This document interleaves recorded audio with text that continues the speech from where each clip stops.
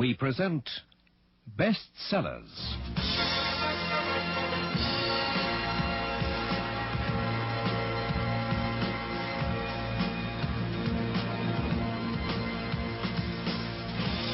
Bestsellers, featuring great works by famous authors of today and yesterday.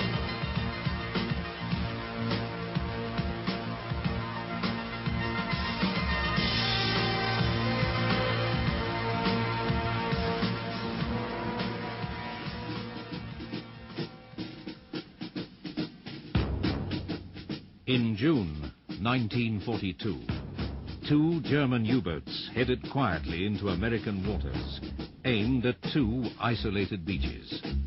On board each craft was a team of 4 men, 8 specialists, primed for an audacious mission, codenamed Operation Pistorius. But neither team knew of another passenger with an even greater mission that could shake the world. He was the 9th man. The 9th Man. A chilling story based on historical fact by John Lee and dramatized for radio in 25 episodes by Victor Magazine.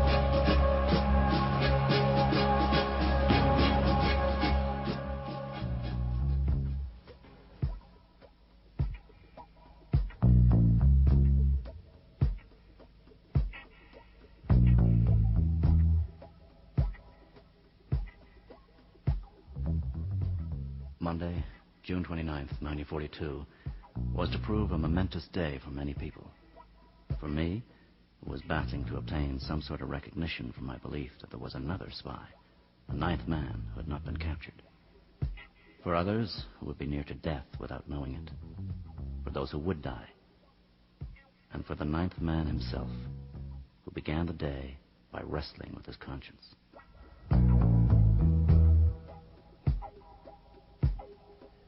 Now's the time to pay my membership fee for belonging, for getting to be on the inside.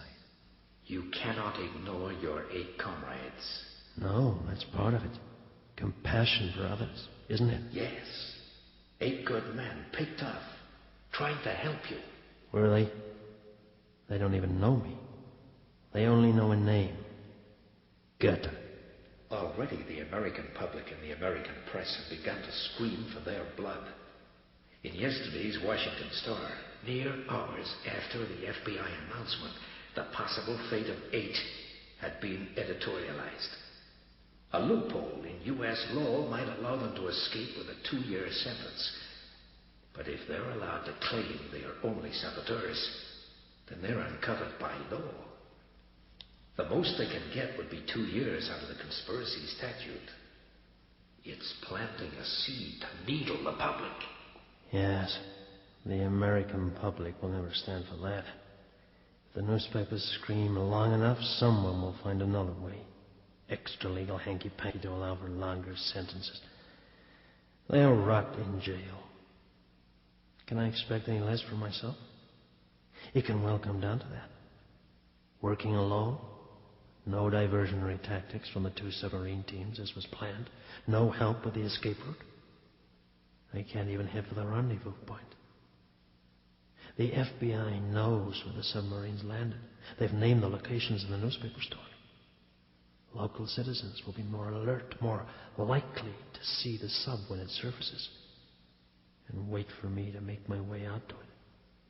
Yet right now, they don't even know I exist. You must plan an alternative escape route now that you know you must reach the president. You'll have to make your move soon before someone realizes and puts the president on his guard. How much time do I have to prepare? When do I do it? Set a deadline. It's Monday today. Make it for Thursday. Be ready by Thursday. But first, today, back to the White House. Search. Probe. Look for weaknesses. Then, tonight, seek the tools. Locate a source of explosives to replace what has been lost.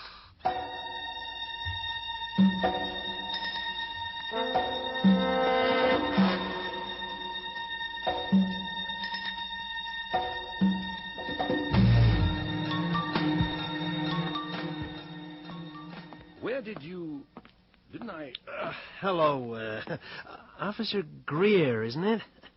I'm Shepard, remember? One of the newspaper people? You gave me my first lesson in security a few days ago. Oh, yeah, that's right. How's it going? Guards beginning to leave you alone yet? Oh, yes. Everyone has been very kind. Oh, good. Most of us try. It isn't always easy to remember the new faces. Well, I'm amazed that you do so well. You know, someone ought to do a feature on you and the rest of the White House police force. I've been giving it some thought myself. Kind of in-depth study of the men who guard the corridors of power. Good idea. Most people don't know a whole lot about the White House police. The Secret Service gets most of the attention around here. So I've noticed. Maybe I will write that story. At least it'll be a fresh angle, huh? You suppose you or one of your colleagues could take me around, kind of show me the security drill? We're pretty busy. Oh, it wouldn't take long. Just a quick tour to give me the feeling. You know, a stroll through the back corridors, touch the walls, look out of the windows at the grounds. Kind of like seeing the White House world through a security man's eyes. Oh, they don't like unauthorized people in the back of the building. You'd have to check through Mr. Early's office for permission. Sure, I could do that. But if I go through channels, they'll probably want to pick the man who shows me around. You see, the way I see the story, it should be from the viewpoint of one officer, one dedicated officer, set against a background of dignity and respect for duty. Now, if I let them pick the guy for me, I might end up with someone who's too young and inexperienced. Not much beat there. You want an older man? Uh-huh, definitely. Someone who knows the ins and outs of the White House. Hey, what about that officer up by the front door, the one with glasses? You think he's what you might call dedicated? You wouldn't want him. He hasn't been with us long enough. If you want one of the old-timers, you'd be better off with someone like me. I wouldn't expect you to do the story just on me, either. Of course, if you're determined to write your story about just one man and his experiences, I guess I know the ins and outs as well as anyone. Hey, terrific. Actually, you were my first choice, but I was afraid you'd be too busy. I know how it is. More responsibility they load on a guy, less time he has. Well, we're supposed to help out all we can. When would you want to do it? Well, how about now? If I get an early jump on this, I may be able to arrange a syndication to some of the other newspapers, too. Syndication, eh? Well, why not? I guess I can take a few minutes. Come on, but don't expect too much. There really isn't much to see except a few offices. I'll just go ahead and clear us through the appointment secretary. Those doors will take us to the south side of the executive wing. I see. Oh, thank you. I'm just taking this pressman through the back. Yeah. Okay, let's go. Right.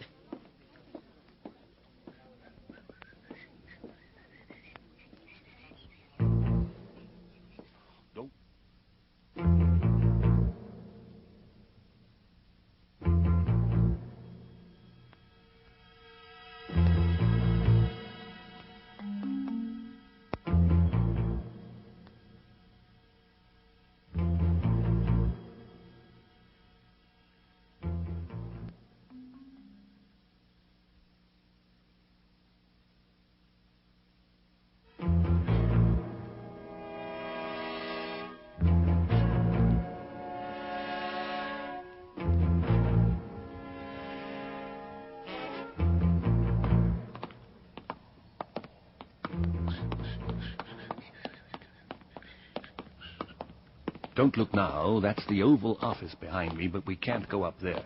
The president is in it. You can always tell by those guys standing outside the door. They're Secret Service men.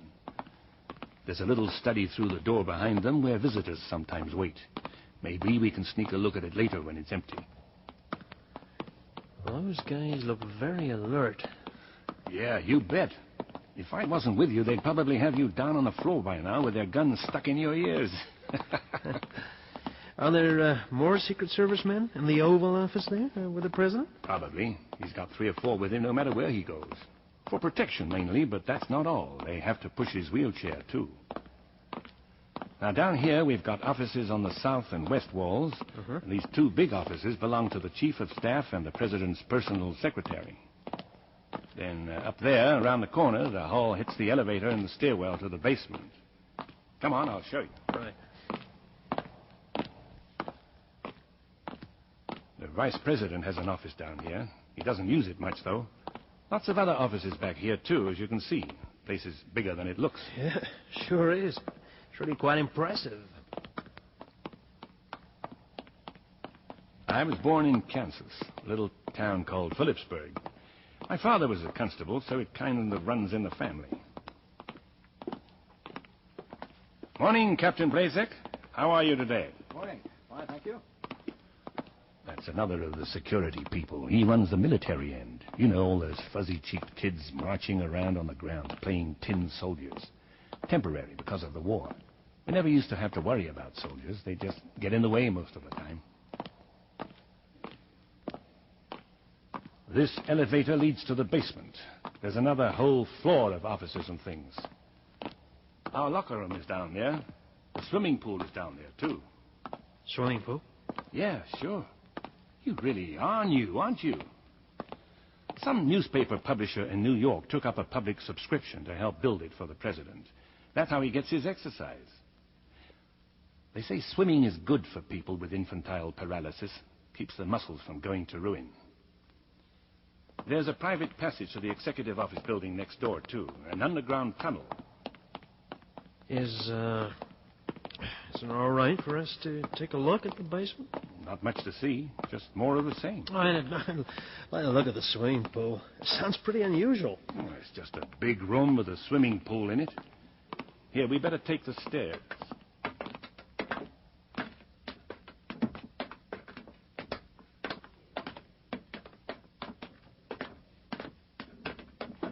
They don't like us to use the elevator. Never know when the president might need it. Guess not. My wife is from Iowa. But I guess you wouldn't want anything like that in your story, would you? Well, I might. Touch of family life might make the story more human. Perhaps I can arrange to meet her one of these days for an interview and get the real inside story of what it's like to be married to a man who holds the president's life in his hands. Yeah, I guess I do kind of help take care of the president. We don't all get to work in the West Wing, you know. Only the guys with seniority. Most of our people ride herd on the tourists over in the mansion and watch out for the antiques. You'd be surprised how many thieves there are nowadays. Nicest looking people you ever saw, but you turn your back for a minute and every piece of china in the china room would disappear. That's the pool room down there. Come on, I'll show you. This passageway you mentioned, what's it for? The passage to the EOB. Oh, lots of things. The president has another office over there. Doesn't use it much because of his affliction, but when we have healthier presidents, they like to have a place to get away. Nowadays, we use the passage mainly for secret visitors. When you reporters get troublesome and the president wants to see someone without you knowing about it, we bring them in through the EOB. But don't quote me on that because I'll deny it.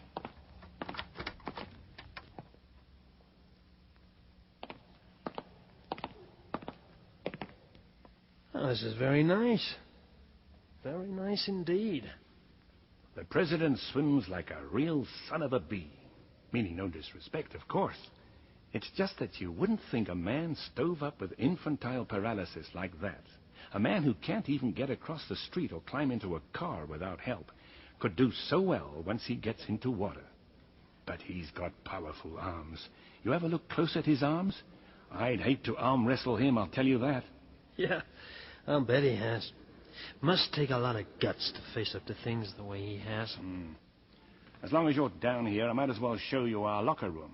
I can dig out some papers and stuff for you while we're there, and you can make some notes. Yeah, sure. Terrific.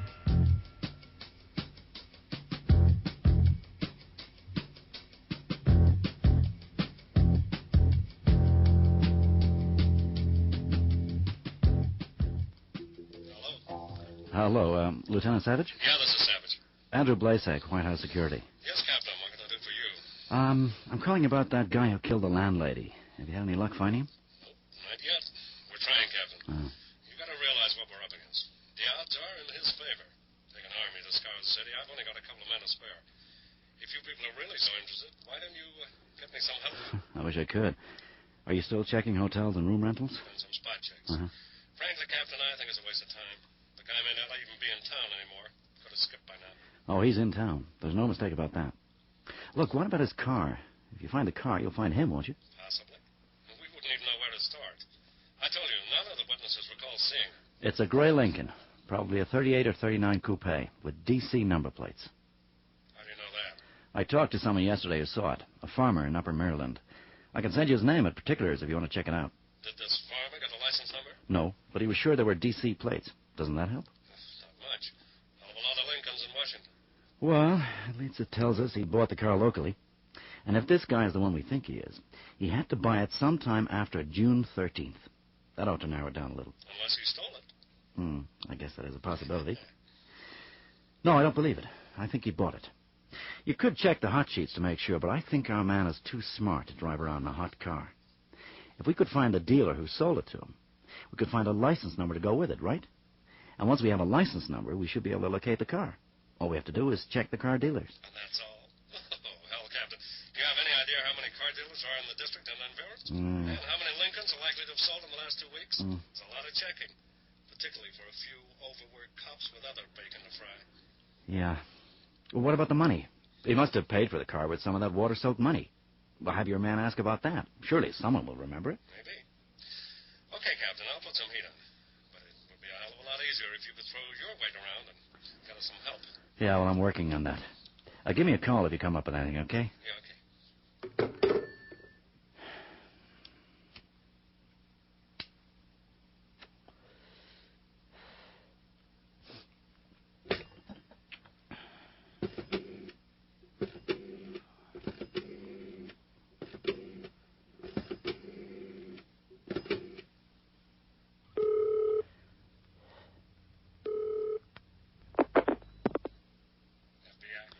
Special Agent Emerson Carter, please.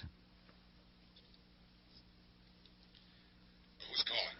Oh, hi. This is Blasek. Listen, I How want... dare you? What? How dare you call? I thought I made it clear last Friday that I didn't want to talk to you again. You can't go around trying to pervert FBI loyalties and get away with it. What? If you call again, I shall have to report you. Oh, what the hell do you suppose that was all about?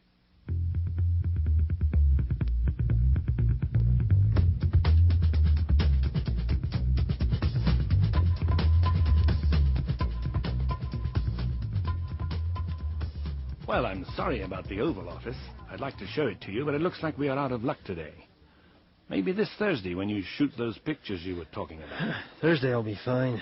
Sure they won't mind if I bring a camera in? Guys do it all the time. The cabinet room is over there, beyond that wall. I could probably get you in for a quick look if you want to give me a few minutes to set it up with the Secret Service men. Oh, no, that's okay. We can wait until Thursday when we do the Oval Office. I don't want to be a bother to the Secret Service men. Excuse me, is your name Shepard? Yes. Why do you ask? There's a phone call for you in the press room. One of the newsmen was just out here looking for you. Phone call? You want me to wait for you? No, thanks. I guess I'd better tend to business for a while. Okay. Look, about those pictures Thursday, you want me to wear anything special? Our tunics look good, but they're winter issue. No, just your regular uniform. Cheerio, and thanks. I better go and get that call. Telephone call. From who? Sarah? No, not Sarah. It can't be. She has no idea that I'm playing the part of a reporter. A man at the credentials office, maybe. They discovered a discrepancy in my story. Can it be that?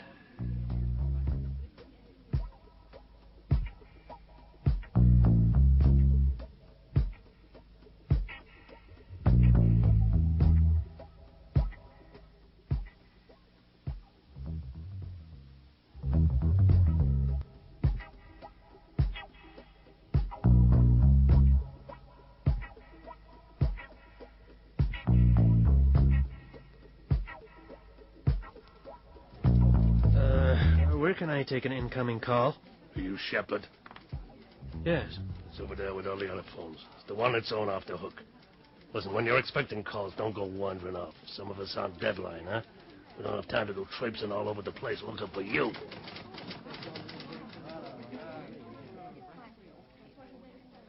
Hello? Who's calling? Bob? Look, excuse me, is this Robert Shepard? I was calling Robert Shepard. This is he. No, it isn't. I know my husband's voice. Mrs. Shepard? Yes. Who is this? Where's my husband? This is a friend. Where is my husband? Why didn't he come to the phone? Well, he asked me to cover for him. He's on an assignment. Where are you, Mrs. Shepard? In Washington? No, I'm calling from Denver. What kind of assignment? He didn't tell me anything about an assignment. Oh, well, Mrs. Shepard, I'm afraid it's classified. I'm not supposed to talk about it. Somebody had better talk about it. He was supposed to call me this weekend. I stayed at home all day Saturday and Sunday, but he didn't call. Well, you see, he isn't allowed to contact anyone while he's on this assignment. I don't believe that. I don't believe that at all. I called his hotel last night to see what was wrong. They told me he hasn't been back to his room for 4 days. And all his clothes are still there. If I don't know what is happening, I'm going to contact the police.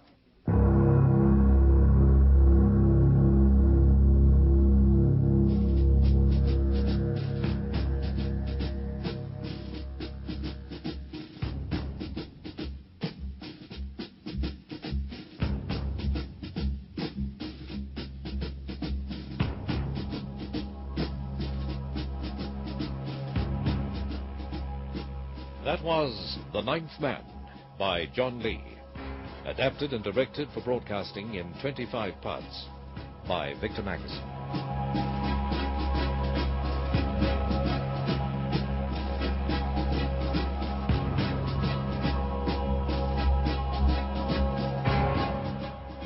You have been listening to Best Sellers, featuring the masterworks of famous authors that have captured the imagination of the world.